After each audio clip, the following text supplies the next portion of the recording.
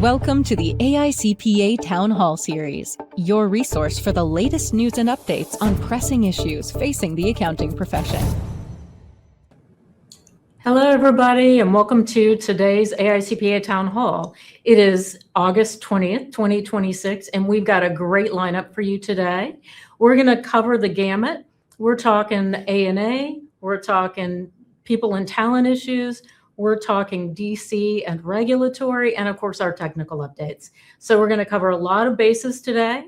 And just a quick note before we get started, some of our eagle eye attendees have noticed that we had referenced a resource in the materials that was supposed to be about our AICPA volunteer overview, and it's actually a slide deck from August 6th. So refresh your browser and go back to those resources, and you'll see the one that talks about AICPA volunteer opportunities. So thank you for letting us know about that. We've got it fixed.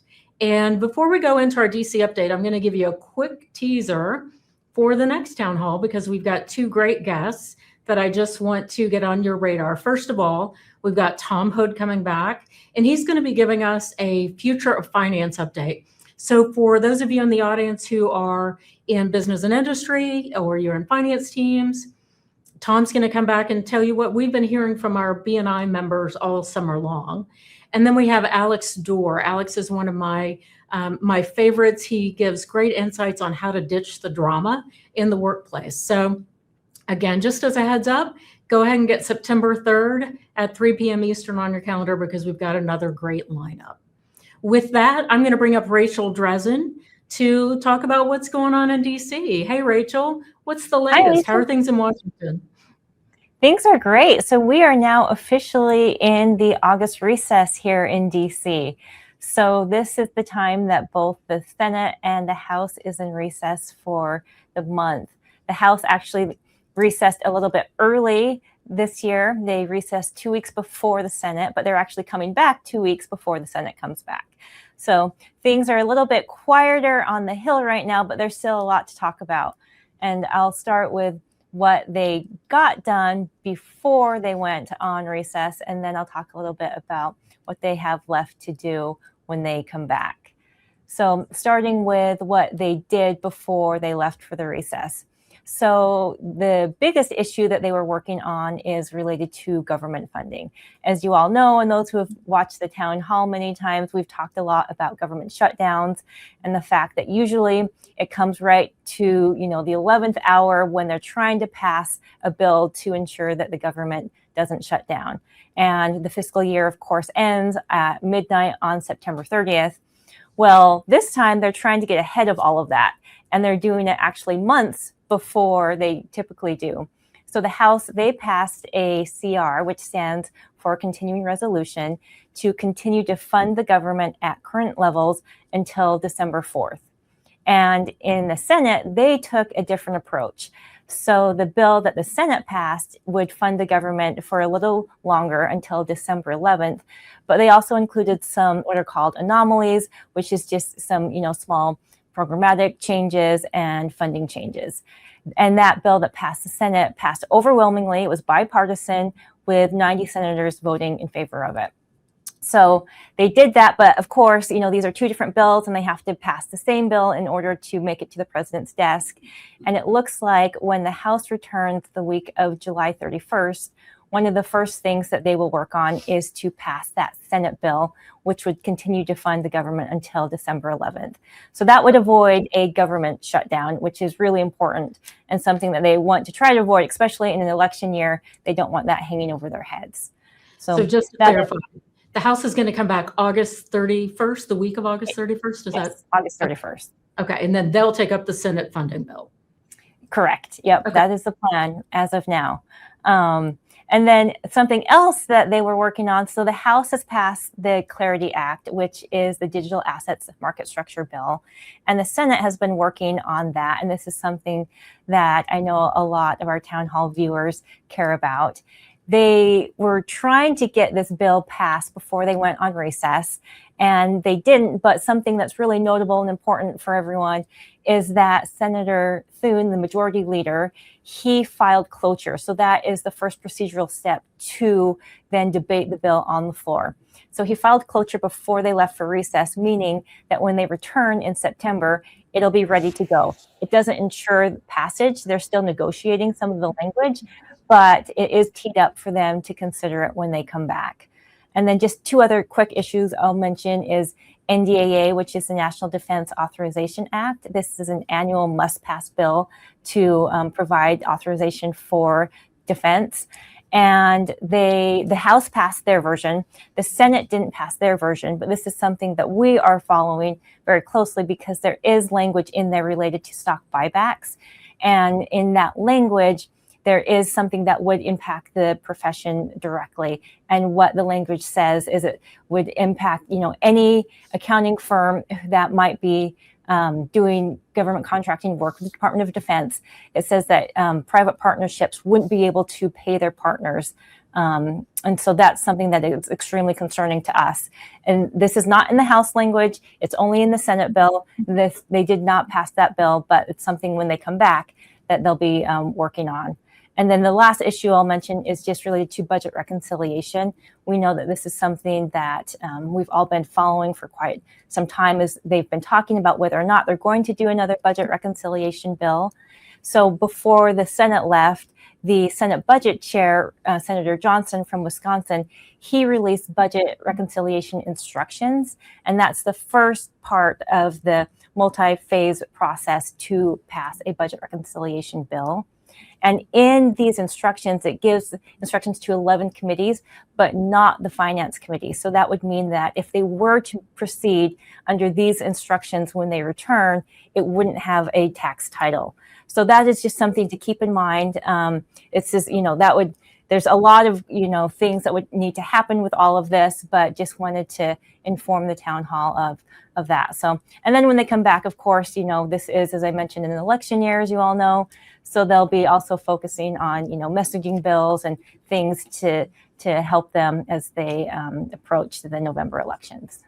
And Rachel, on the NDAA language that prevents payouts to partners, that's not targeted at CPA firms, right? We just, the language was drafted so broadly that it's bringing in professions like ours? Yes, exactly. Yep. Yeah. It's not targeted at us, but it could impact us the way that it is drafted. Okay. For firms that are doing government contracting work. Okay. Mm-hmm. Got it. Yep. All right. Let's see what else there is to talk about.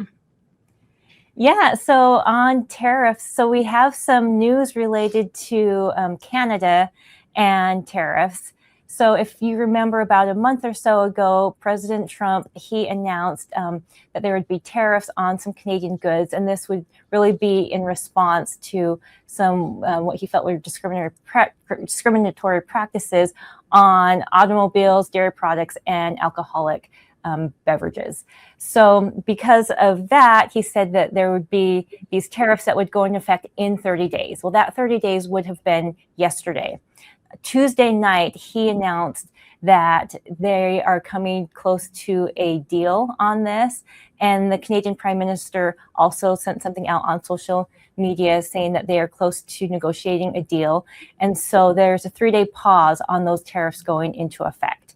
So we don't have anything to announce right now as far as, any deal, but there could be a deal that comes out in the next day or two on those tariffs. Okay.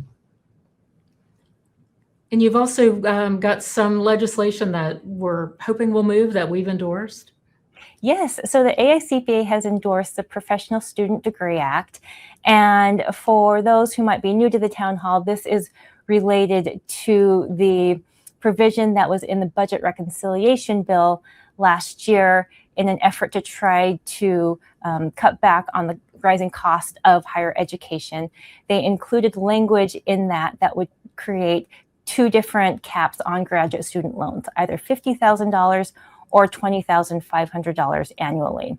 So after that bill was signed into law last July, then the Department of Education, they started on the rulemaking process of that. And in that, they had 11 professions. And in those 11 professions, that would be eligible for that $50,000 higher dollar cap. Well, accounting was not included in that. It was mostly medical, doctors, dentists. The two that were not medical were lawyers and theologists. So the AICPA, we advocated heavily on that. And in both the proposed rule and the final rule that came out, they had some helpful language saying that, the Department of Education wasn't taking a value judgment on what is or is not a profession, and that that someone that isn't of lesser worth, depending on what profession they have, it's really, this is just a list for the implementation of this provision. But they did not change that list of 11 professions for that $50,000 higher amount. And so what this bill does, that's been introduced by Congressman Lawler from New York, is it amends the Higher Education Act, and it specifically includes accounting in that. And so the AICPA has sent a letter of support for this legislation that has been introduced, and it has bipartisan support. There are over 24 representatives who have added their names to this bill, so we're very happy about that. That's great. All right, sticking with education, accounting as STEM has been a priority of the AICPA for quite some time, and you've actually got a call to action around that. Yes, so we wanted to ask the town hall community to reach out to their senators and representatives on this bill that is very important to the profession. As a reminder, what this bill does is it allows existing K-12 grants to be used for accounting, and that would help students at a younger age to learn about accounting, so then when they graduate, it might be something that they want to pursue. And right now, as they are all back homes in their states and districts, now is a great time to reach out, and you can just, if you click on this QR code, it's very easy to put in your information and reach out to your senators and representatives, asking them to co-sponsor this legislation that is of great importance to the profession. As we've talked about on prior town halls, it really does help when legislators hear from the people in their districts. It makes a difference. So do consider taking the minute to click on that QR code or the hyperlink and contact your legislators. You've got another one that is in the news right now. It's a very hot topic around the U.S. national debt. Yes. So it was reported this week that we hit $40 trillion. And so this is something that's on a lot of people's minds. And so we think now is a great time to reach out to your representatives on the Fiscal State of the Nation Act. And what this bill does is it would require the U.S. Comptroller General to give an annual report to Congress at the Budget Committee, but any senator or representative could attend, on the long-term fiscal health of the nation. So the long-term obligations like Social Security and Medicare and things like that. We're not picking winners or losers with this. It's really just informing our lawmakers of the long-term health of the nation as they consider other bills. And again, you can hit the QR code on this. It should take you no more than 60 seconds to input your information in this and to reach out to ask them to co-sponsor this legislation. Yeah, very, very important that we start having these hard conversations. And like you said, we're not picking winners and losers. We're just raising the issues and asking legislators to pay attention. Yeah. So another hot topic, and hopefully this one will be good news for so many of our audience. Yes, so we're very happy about this. So last week, Treasury announced the final rule from the interim rule that they came out with at the beginning of last year on the beneficial ownership information reporting. And so what they did for the interim rule, now the final rule, is they said that this only applies to foreign owners, not to domestic owners. And something that I think a lot of people will be very happy about is they also said that they would be destroying any of that sensitive information that they have received. So that is very good news on that.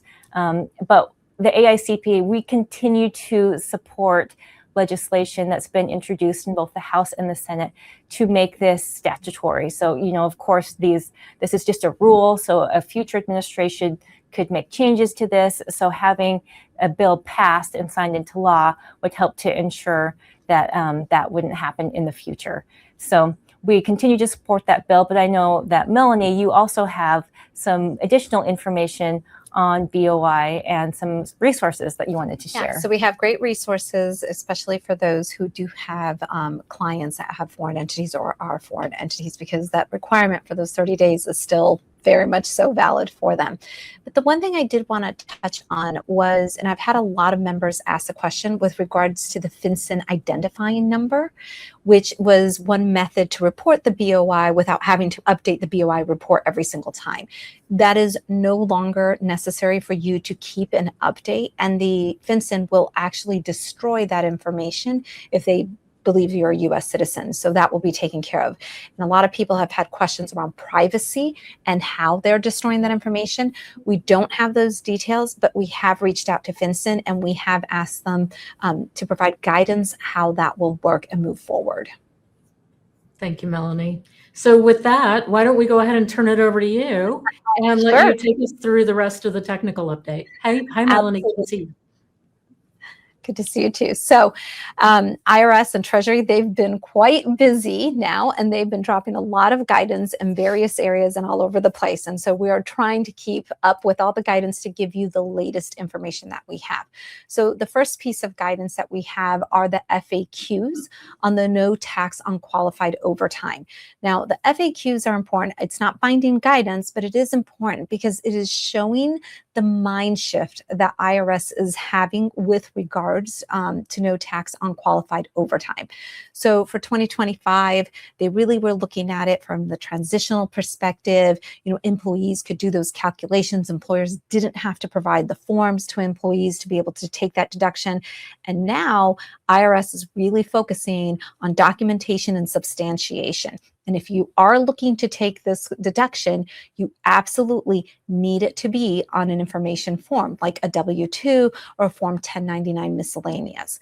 Now, the guidance also talks you through a couple of things that we may have had questions. So for example, on the overtime, there is now a drop box that you need to select the type of overtime because again, it's not all overtime that will qualify for it.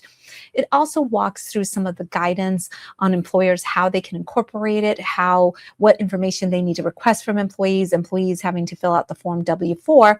And also it gives guidance for that employee if they get an inaccurate W-2, they can't just take the deduction that they think they deserve. It is something that they have to go back to the employer, and it provides guidance there.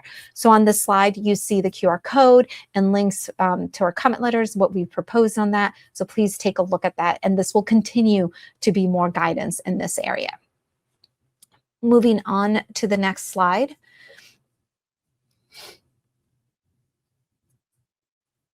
Okay, so on this next slide, it has to do with disaster relief, and the Senate passed HR 5366. So what it is an extension of an existing bill that has to do for victims of disaster being able to take the disaster loss on their returns. So again, with this bill, you don't have to have that 10% adjusted gross income floor in order to then be able to take the deduction. They also are making it where you don't have to itemize your deductions. This can be a standard deduction on your tax return to be able to take that loss. Now, one thing about this bill, which is really, really good, it is definitely a step forward in that it is prospective. Most of these bills are retroactive, and we've seen this play out, for example, in the California wildfires, where the relief didn't come in, or it came in 2 months before the wildfires ended. And so therefore they had to wait until HR 1 was passed for them to be able to close that gap and be able to take that deduction. And what we've seen, particularly with the bills that have come out, is, for example, if you had a disaster in 2021, 22, or 23, you would have to amend that return. And right now, with everything happening at the IRS, you really don't want to amend a return. That requires somebody's hand being involved, and that can take a really lengthy time to be able to get that deduction. So again, this is really good because it's valid through 2026, which means, for example, in Illinois, they've been hit with tornadoes, or for example, you look now, Florida, Louisiana, South Carolina, this is hurricane season, and those victims of these disasters are able to take the loss in this coming up tax return without the need to amend a return. So this is a really great step forward. Of course, permanency is what we're going for and what we're asking for the IRS, but this is, again, a good mind shift for them. The other thing that this bill does, it actually takes the language and puts it into the Internal Revenue Code, which makes it a lot easier to then be able to amend it and move it forward instead of having to pull up the existing bills, which are over 200 pages long, and then amending them to make them retroactive. So again, good steps, good moving forward. You see the links here for our comment letters and the QR code. Moving on to the next topic. We have the paid family and medical leave credit, which Congress announced that they were going to be enhancing it. And we finally got some guidance, and it's finally some structured guidance for employers on how the mechanics are going to work for this. So one of the things that they did, because they were really trying to make this a little bit more flexible and a little bit less of a burden on employers, they're now saying for those premium insurance payments for those credits, you can calculate it in different ways depending on how that insurance premium is made or what exactly it covers, if it's just leave or other benefits. So you can do it based on premium-based calculations, or you can do it on wage-based calculations, or you can do it with both. It doesn't matter. There is that flexibility.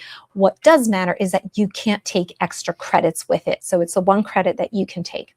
The other piece of guidance that the IRS did is they recognize that at the state level, there are mandated leaves. And so it blends it in with the federal credit, in that it recognizes it, and it is you're allowed to use that in order to qualify for the credit. What you can't do is increase the credit with those state mandated pieces. So a lot of good information. We still need more guidance, but this is the first step for that structured guidance.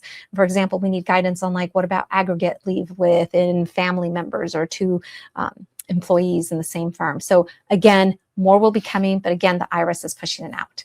Moving on to the next topic.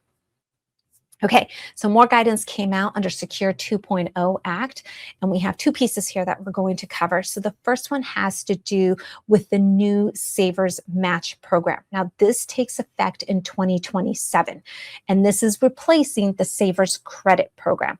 Now, the intention of the Savers Match and Credit program was to be able to encourage low-income and moderate-income taxpayers to save for retirement. So the intention is the same. But what was happening is, with the credit, some people didn't have enough of a tax liability on their tax return, and they couldn't take the full amount of the credit. And what the Savers Match program is doing is you can get a contribution of up to $1,000. So it's 50 cents to every dollar, up to $2,000. So $1,000 is what you would get from the government, and you can take advantage of the full benefit for this. Now, the guidance there tells you that an employee does need to use the new form, the 8880A form, to be able to require this, and it provides additional guidance around that. The one key takeaway for employers that needs to be noted is that this program is voluntary. It is not mandatory that you have to offer it, and they do offer multiple payment plans on how you can go about this. And of course, each one has different administrative implications for it. The other thing to note is, if an employee does and is receiving this contribution, that there will be administrative and possibly amendments to the receiving account that they have. The other guidance that they came out with has to do with the new rollover procedures, which is rollover procedures from an employer retirement plan to individual retirement account. So what their intention here is really trying to streamline, really trying to simplify that approach to be able to have taxpayers take advantage of this. Now, what they do for the employer, they offer 4 different paths of forms that you can use. And once you fill out those forms, it gives you 5 standardized steps in order to be able to help with this rollover. Now, what you can see listed on the slide is some of the topics that they touch on. So it's the communications between plan to plan, and also electronic transfers that are happening. But again, this is not complete guidance. We're still looking for further guidance, and we've heard that they're already talking about, what about a safe harbor around this? Or what about the potential of making the distributions direct from one plan to another plan without having to withdraw the money, and the risk, again, of not meeting the penalties. So a lot of good information coming out, and again, the links are on both of the slides. Moving on to the next topic, we have round robins. And let me tell you guys, like I said, a lot of information has been dropping from Treasury and IRS, and I wasn't even able to get all this information quick enough here. But we do have the Trump accounts, and the proposed regs on this round robin has to do with employer contributions. Earlier today, proposed regulations were dropped with investments within those Trump accounts, and we will touch base on that in the next town hall. So there's more to come there, like I said, in all these areas. But for the Trump accounts, what we do know for the employer contributions, this is the first guidance as an employer on how to enact this and move this forward. And it also clarifies, for example, in order to take the $2,500 deduction, that you cannot be self-employed. You cannot, essentially, you can't give yourself a deduction to be able to give yourself the Trump account there. So they clarified in that area. And the other thing that they clarified too is that the deduction is per employee. So it's not per child. So someone with 10 children wouldn't get more than someone with 1 child.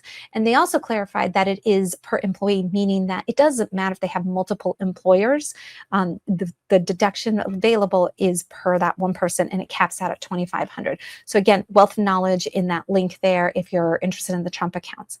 The other area that I wanted to just raise awareness is for the trusts. So new proposed regs came out, which is alleviating the burden. And I have to tell you guys, AICPA, we've had a position for over 10 years in asking for this, because essentially, if a trust is doing charitable deductions through an underlying a partnership or an S Corp, you would have to fill out the form 1041A, which was burdensome and duplicative, because that information was already coming through the K1s and other areas to the IRS. And they finally are proposing to do away with that requirement. So that's good information there. The other piece has to do in the international arena. So if you're a controlled foreign corporation, and say you had a subsidiary branch that wasn't working with US dollars, you used to have to recognize the gain and losses for that currency. And what the proposed regs here are saying is no more. You don't have to recognize that gain, which alleviates the burden with that. Now, in the international area, again, IRS also dropped additional information, and they're moving forward with it. So more to come, more town hall. We expect to see a lot more coming. And with that, Lisa, I'm going to turn it back over to you. Thank you, Melanie. I appreciate that. All right, we're going to move from technical to people.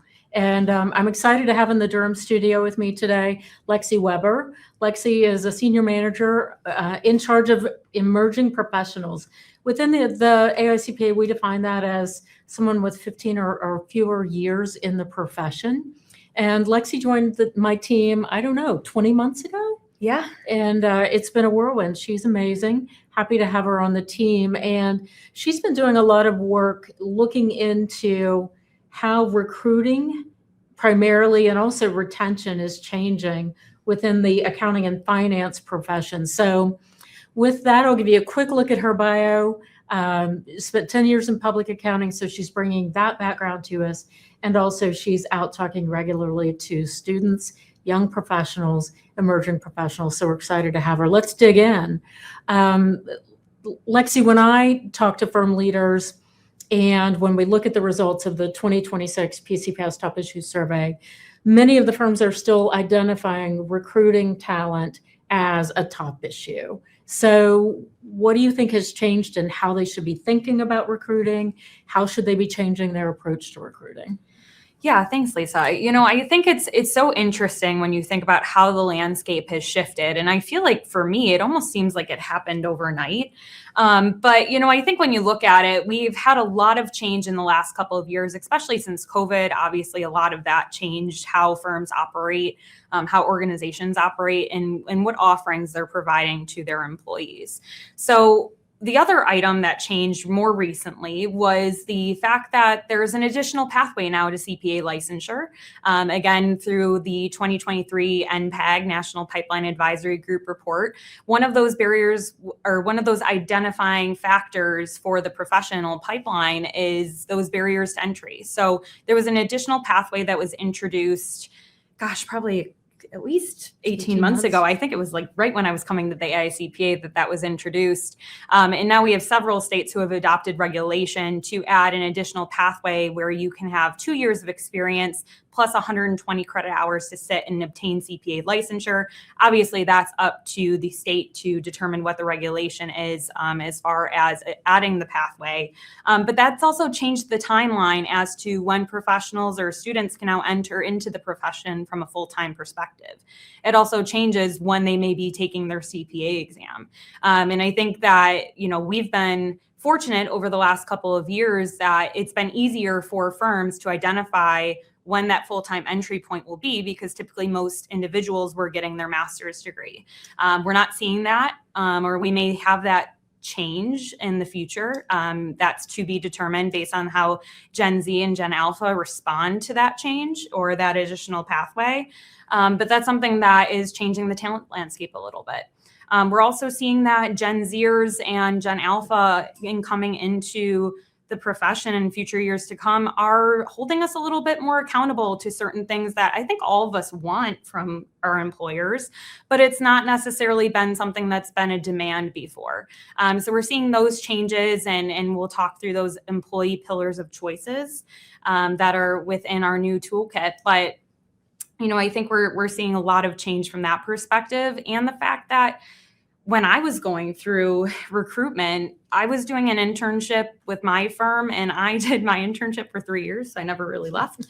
But, back in 2015, when I was going through the recruitment process, we were really seeing that students were maybe looking for 1 or 2 internships. I've been in the recruiting space for a long time with my firm before I came to the AICPA, and we were seeing students that had upwards of 6 internships coming out of schooling into full-time entry. So it shifted a little bit where we're not used to having them in our back pockets as often as we used to. So, we have kind of some segmentations as to what firms and organizations can do to evolve with the talent landscape and shift their hiring needs. As we look, there's different internship pieces that you can have in the puzzle, as I like to say. So you might have those internships that can be rolling. You also might have internships that might be more project-based than just a 6-week internship or a summer internship. Or you might have internships that fall during busier seasons, depending on the practice area. So we have a recruitment and capacity needs worksheet that's within our new recruitment and retention toolkit, with PCPS and emerging professionals leading the charge on that. But you can really go through and start to identify, okay, what are those hours that we need that we think they might need to do for certain projects? The other changing talent landscape is the fact that emerging technologies are increasing productivity as we go through different projects, different engagements. So that can also change our capacity needs. So the recruitment and capacity needs worksheet really goes through and identifies, okay, how many projects do you have, what hours, what technology is going to alleviate those projects? And I think one thing that I often forgot about when I was planning for an internship opportunity for one of my interns when I was in public practice was the training and onboarding. I think we sometimes forget that that takes a little extra time. So we even have some blocks within that worksheet to identify, okay, how much time do I really think it's going to train for that individual or take for that individual to train to do that certain engagement or project? And how much staff time is that also going to take? Good point. Yeah, it takes the staff time as well. Great point. So we also have some opportunities to really think beyond the offer letter. And this is something that I really like to emphasize, because sometimes when we look at recruitment and retention, we think of recruitment as, okay, I'm going to go through the interviews, typically in the fall, and then give the offer letter. And then the retention doesn't necessarily start until their first day. But I want you to think beyond the offer letter and really start to identify, how do I keep these employees engaged, especially those that might be accepting an internship offer, let's say this year, but might not start until 2 years later. So how do we keep them engaged? How are we staying in touch with them? So there's a great checklist of different ideas that are really practical and actionable, that don't take a lot of extra energy or effort, but are just reminders of ways to keep in touch with your emerging professionals and those students coming into your firm or your organization. And those employee pillars of choices are another big thing. So I know I mentioned earlier that some Gen Zers and Gen Alpha, the next generation coming in, are holding us a little bit more accountable to certain things that they're requesting of an employer. And that's typically broken down into 6 pillars that I like to identify. So that's purpose. They want purpose within the work that they're doing. They want to know it's meaningful and impactful. They also want growth and career visibility. So when they come in, it's not necessarily that they're not interested in having a career, but they sometimes don't know what those opportunities are. So they want to see more visibility into what their career path could be at their organization. We also have employee flexibility and well-being. That's a big factor that I think we all enjoy a little bit of flexibility in our lives, right? But I think there's communication around that as far as setting expectations, right? What to expect your first busy season. What do you expect when you transition into a new job? I know I can certainly say when I left public and came to the AICPA, it was a little bit of a whirlwind for me, adjusting to a different dynamic. But sometimes just having that extra communication can be really helpful. And then lastly, I just want to, share too that transparency and trust is really important in identifying, okay, what do I need to know? And I think sometimes when you can level set and communicate, hey, this is what you should be thinking about, that can really go a long way with the next generation. Like I say, I'm already getting questions about, okay, tell me how are you going to help me? Show me the resources. So where are the resources? Yeah, so we have our toolkit as well as a podcast. We had our current PCPS Executive Committee Chair, George Forsyth, who is the managing partner of Wells Coleman, which is a mid-sized firm based out of Virginia, on the podcast to talk about his success strategies that Wells Coleman has identified through their recruitment and retention. But the toolkit has some great resources. We talk about the 3 E's of recruitment, those employee of choice pillars, the checklist. We even have leadership development opportunities that are included in there. There's a bunch of PCPS resources for our PCPS firm members, as well as our NCDI has an inclusion guide, which goes through employee resource groups and other ways to retain your emerging professionals in your organization. And I love the toolkit resources because we're going to give you some ideas on how to scale an idea that's been proposed. So if one firm has a $15,000 budget to build out a particular event or initiative, and a smaller firm doesn't have that kind of budget, we'll give you some other ideas on how to make an impact, how to stand out, how to differentiate your firm in the recruiting and retention process. Absolutely. And shout out to George for volunteering to be our PCPS chair. Great. All right. So there's also the issue of retaining and developing your best staff. So what would you recommend there? So I just wanted to highlight a few resources that we have, and these are all included with your membership benefits. There's no additional cost, but we have a great Epicenter webcast series that's available for emerging professionals that talks about those human success skills, relationship management, resilience, burnout prevention, career pathways. So there's a lot of great content in there, and we do that. Well, originally we planned for quarterly, but it was such a popular webcast that we've started to intertwine different webcasts between those quarterly webcasts. So that's a great resource. We also have our Emerging Professionals newsletter. If you're interested in receiving that, even if you're not an emerging professional yourself, but want to stay up to date on what AICPA is doing for emerging professionals, you can subscribe there. And we also have our network page and our Engage 365 community for emerging professionals. So you also have some recognition opportunities that firms can consider. So give us a real quick highlight on what some of those might be. Yes, we have our AICPA Leadership Academy, which I was a graduate of before I joined AICPA, and it was really a transformational experience. So I highly recommend it to anyone who may be an emerging leader within your organization that you want to further develop. We also are starting to implement more emerging leaders tracks at our AICPA conferences to allow more opportunity for peer connection and development, as well as some virtual conference opportunities and some recognition as emerging leaders and visionaries within the profession. I think it's important to recognize that if we want our folks to say, we want to make them feel like they're part of a broader profession, that they've got purpose and meaning, and that they're going to be developed and invested in by their employers, whether it's in public accounting or accounting and finance, business and industry, nonprofit, et cetera. So these are some great ways to show that there are resources within the AICPA member benefit suite that are available to them, and then these additional recognition opportunities. Lexi, thanks for joining me in the Durham studio. It's great to see you. and excited to see what y'all come up with for engage planning, which is why you were here this week. So yeah, I was. thank I was you. really in the room where it happened this She week, was so in the I'm room where it excited. happened. Yeah, absolutely. All right, thank you. With that, let's move on to an update on where we are with A&A and our recently effective quality management standards. And Great. Emily, it's good to see you. I think you're in the New York studio and manning the desk for us there. Yes, thank you, Lisa. It's great to see you and to be here. You know, it was a beautiful morning in New York City, and it's always a beautiful day in the New York studio. So I'm excited to be here today and talk about quality management, because this is an area that's no longer just a topic about compliance. It's really becoming a driver for how to think through operations at your firm and quality. So a little bit of a level set. The statements on quality management standards are SQMS number 1, we refer to them as, and they've been effective since December 2025. And whether your primary focus is audit or tax or CAS, if your firm issues reports under AICPA attestation, review, or auditing standards, then SQMS applies. And you know, just as I think about transformation in my daily life, seeing practices transform, SQMS 1 is really a perfect example of that, of shifting from a compliance focused activity into a living, breathing activity.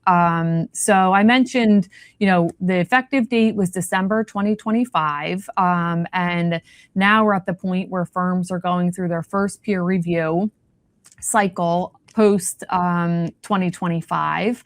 And with that, I have joining me today to unpack what this means from a peer review perspective is Tim Kindem, who is a technical director of peer review at AICPA. Tim brings extensive background in quality management, standard setting, and direct peer review oversight. So Tim, welcome. I'm glad to have you here with me. Thanks, Emily. It's a pleasure to be here today. It was also a pleasure seeing you last week at our peer review conference in Providence. I'm sure it will come as no shock to you that last week, quality management was a very hot topic amongst our peer review community, our peer reviewers, our state society colleagues, and our other volunteers that are involved in the report acceptance process. They're very eager to see what the peer review board has been discussing, what resources we have, what resources we are planning.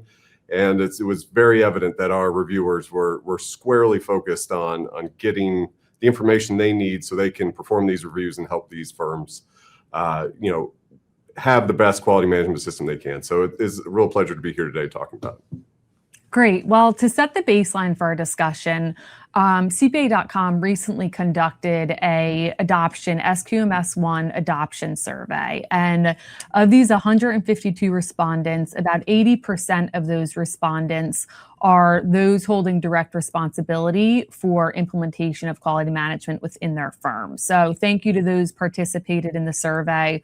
We'll be releasing the full insights this fall through CPA.com.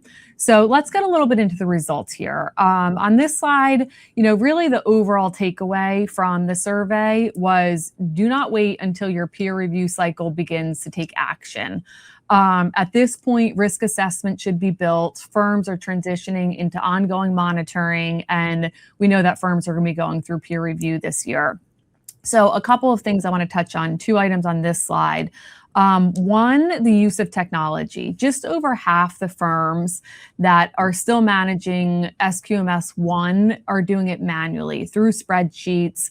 And then another 50% are doing it with technology. And, you know, this is really, when I look at the standard, it's really the perfect use case of using technology, not just to enable the process, but also promote quality and efficacy within the process and the ongoing monitoring. The other thing I'd highlight here is the risk assessment deadline. So you'll see here, 5 out of 6 firms have completed their initial risk assessment. For the firms, the 1 in 6 firms who are still finishing, time constraints, not confusion or lack of clarity, are the primary roadblock. So this really needs to be something that's an intentional exercise. On our next slide here, 2 things I want to call out.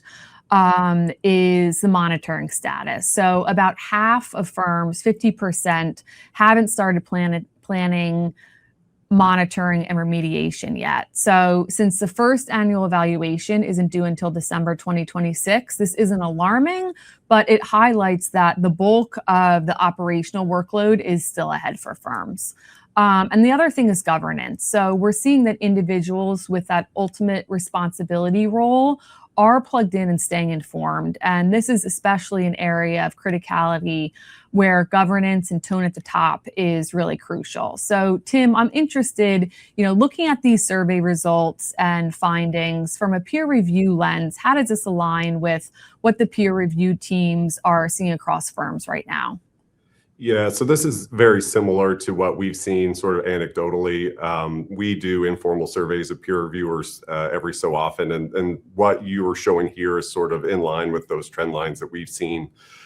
In terms of why are reviewers or what reviewers should be looking at, they're not going to be looking at things that obviously firms don't need to have in place yet.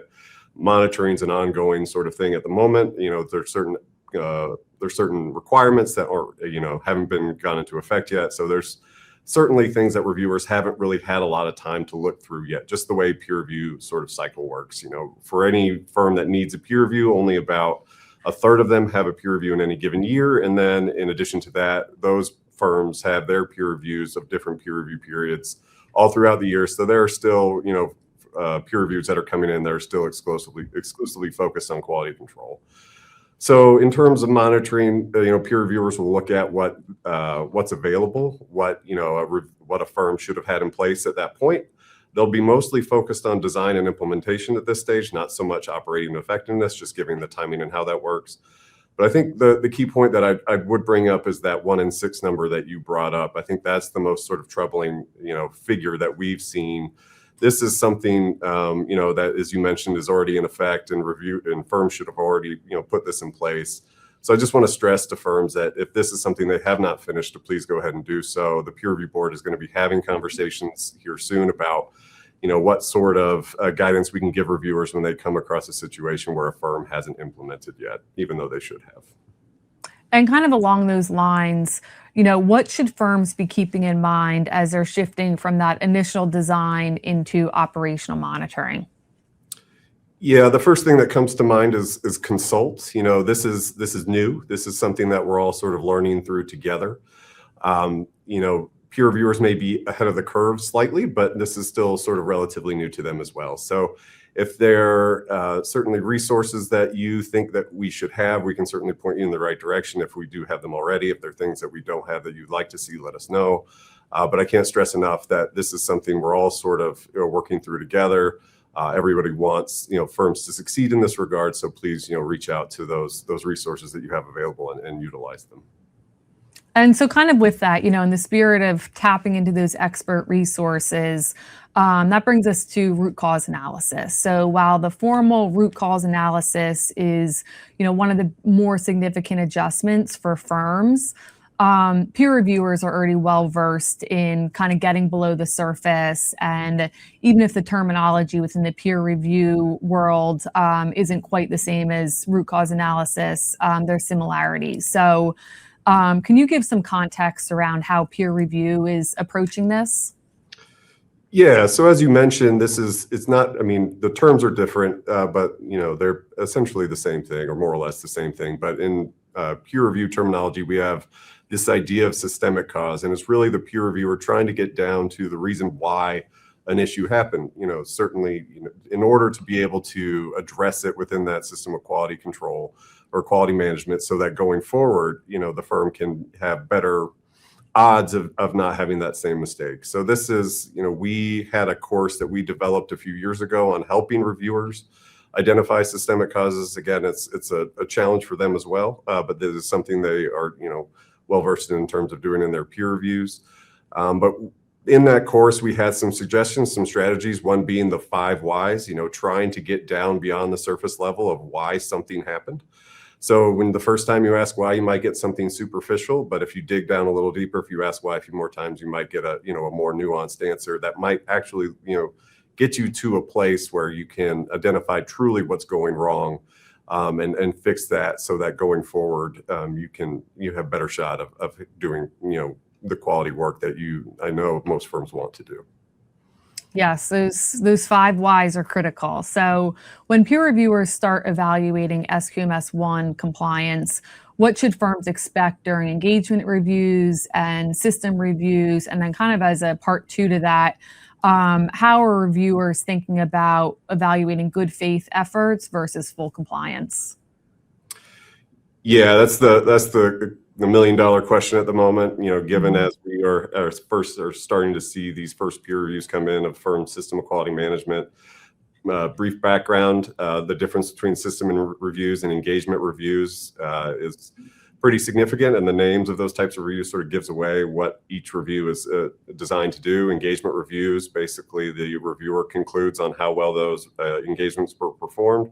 System reviews is where the peer reviewer is doing a deeper dive into that system, performing checks of engagements, but in addition to that, looking at CPE records, looking at licensure evidence, and then having interviews with CEOs, managing partners, staff, just to get a better perspective of what that system looks like. From a system review perspective, I will say I wouldn't use the word lenient, but I know they understand where we are in the life cycle of quality management. Peer reviewers do. So it's not necessarily giving firms a pass per se, but if a firm has that good faith effort, there is no expectation of perfection from a firm's perspective in developing their system of quality management. And I can say if that firm gives a good faith effort, there's a good chance that they're going to get the results on their peer review that they want to see. Quick aside for engagement reviews is that, we're still looking, I know the review itself doesn't necessarily look at the system of quality management, but the board is looking at ways that we can sort of make sure that those firms are also adopting QM because they are required to do so. That's good insight. Thank you for that. So I want to bring a couple resources. AICPA Quality Management Series, it includes the AICPA Monitoring Remediation Practice Aid. There's also a series of webinars that AICPA has put out. And I also encourage you to tune into the A&A Focus, where we address a lot on the quality management. CPA.com worked with QM Core on a fact sheet. This was published at the beginning of August, so definitely check that out. And then the Center for Plain English Accounting released a report just the beginning of this month, new QM peer review checklist, what firms need to know. And this is certainly a go-to resource. So I'd encourage, whether you're the one doing it within your firm or, draw the attention to those that are. These are good resources. So Tim, before we wrap, is there anything you'd like to leave viewers with? Just an additional encouragement to consult. We're here if you need us. Please reach out. Great. Thanks so much for joining us today. And Lisa, back to you. Thank you, Emily. Thank you, Tim. Congratulations on your town hall debut, Tim. You did great. Thank you. A quick shout out to the Center for Plain English Accounting resource that's been made available. That is a new resource, and they've opened it up to all AICPA members so that you can access that, because I'm seeing a ton of questions in the Q&A around what's peer review going to look like, what are they going to be looking for. So definitely check out that resource. Emily mentioned A&A Focus. A&A Focus is a monthly webcast that, as you can tell, is focused on accounting, auditing, and assurance. So it's going to get into some great technical updates for you on those types of topics. It is included with your AICPA membership. It is eligible for CPE, and you do get a follow-up newsletter that'll give you a lot more in-depth analysis as well, similar to what we do for the AICPA Town Hall newsletter. So shout out to our technical friends. As an aside, you may not know it, but at our digital CPA conference, we have added an audit track over the last couple of years. So looking at how technology is impacting audits, how they get done, the procedures, et cetera. So join us at Digital CPA. We'll be in San Diego in December. And you can also take part in our CAS, tax, or business management curriculums there. Specials are still out there, so you can save up to $300 on your registration. Also, related to Digital CPA, we are hosting an upcoming free webcast with Michael Cerami, who you all know, and Pascal Finette. Pascal is an amazing futurist. He's actually just joined the AICPA board to bring his insights to our leadership team. And Michael and Pascal are going to be talking about some new theories that Pascal has put out around how to help firms adapt fast. He's got a wonderful book with that title, Outlearn. I've read it recently, short, quick read, and lots of good insights there. So strongly encourage you to check that out. It'll give you ways to think about how to start making transformations within your firm, but in a controlled environment so that we can take some of the risk out of that change. Good stuff there. Quick reminder that volunteer opportunities are available until September 1. So we've given you a link to the QR code, or you can access the hyperlink, go into our Engage 365 community platform and find a committee or volunteer opportunity that appeals to you and your strengths and get involved. It's a great way to develop your network, develop your skill set, help your clients because you'll be on the cutting edge and things like that. So all good there. And we couldn't close without highlighting some of the top articles from the Journal of Accountancy. And I'm going to shout out the one about the role of pets in Americans' financial planning decisions. I have 2 geriatric cats, and man, do I wish I had pet insurance. With that, let's move on into open forum. And we've got lots of questions on a lot of different topics. But Rachel, I'm going to hit you up with one, and then I'll ask you and Melanie to tag team on another. So you're on notice. Rachel, what's going on with tariff refunds? So good question. The latest on tariff refunds is they're still in phase 1, which is the less complicated cases. And as of now, there have been about approximately $100 billion in refunds of a total universe of about $165 billion.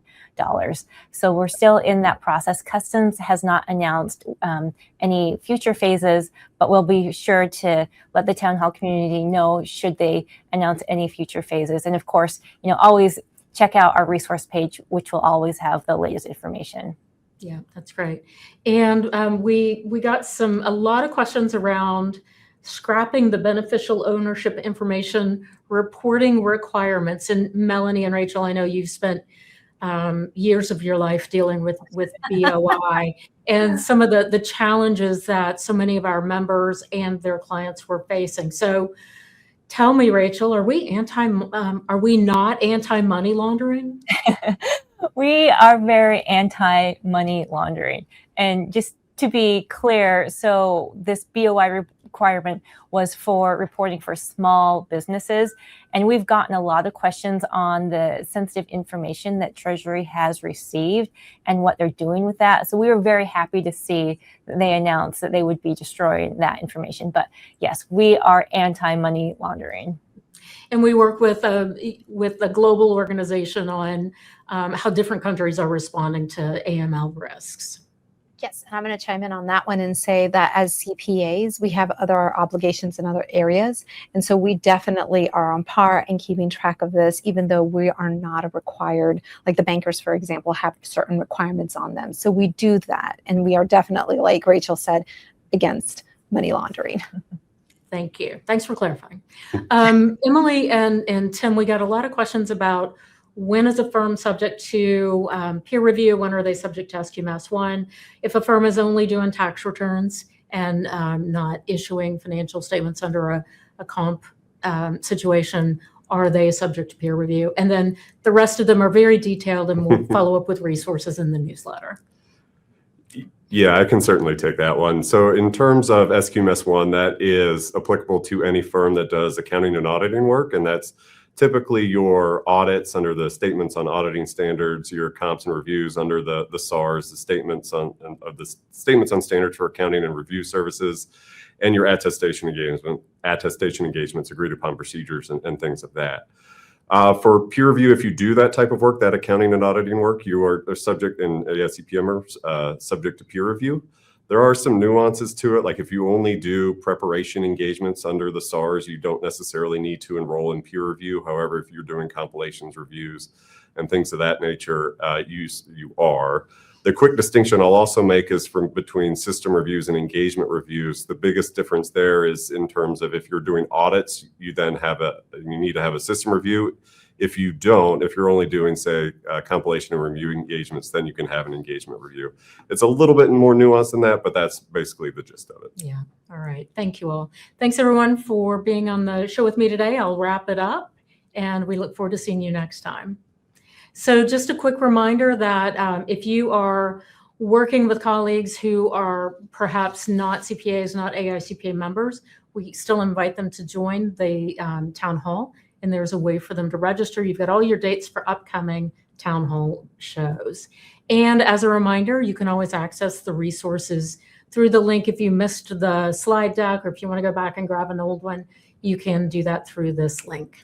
And with that, I hope you all have a great rest of the summer after you finish filling out your town hall survey. So click on the extra link over to the side and give us your suggestions, your feedback, give us topics that you'd like us to see addressed on a future town hall. And I look forward to seeing you on September 3rd. Thanks, everybody. Thank you for your participation. You can also subscribe to the AICPA Town Hall series on your favorite podcast platform, as well as watch archives on YouTube and find resources at cpa.com/townhall. Tune in for live broadcasts Thursdays at 3 p.m. Eastern Time.